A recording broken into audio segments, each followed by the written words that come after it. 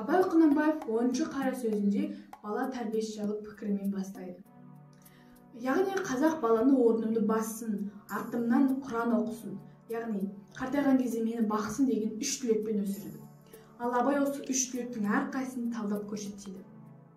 Сонымен қатар Абай осы 10-шы қара сөзінде тағы да бір ақиқатты аша кетеді.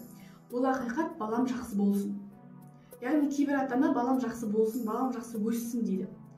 Сол бала жақсы өсу үшін, бала жақсы зейін алу үшін ата-ана жақсы тәрбие беру керек. Сонымен қатар тағы да бір ақиқат бар. Құдайдан мал тілеп, ақша тілеп, бірақ соны дұрыс жарата алмайтындар туралы айта кетеді. Құдайдың берген қуаты, ғылымы, ақылы. Қазіргі заманда сол қуаты мен ғылымын дұрыс жарата алмайтындар адамдар, сондай адамдар қазіргі кезде көп. Менің түсінгенім бұл жерде бала тәрбиесі жайлы. Яғни ата-ана баласына жақсы тәрбие беру керек. Ата-анаға бәрі байланысты болу керек.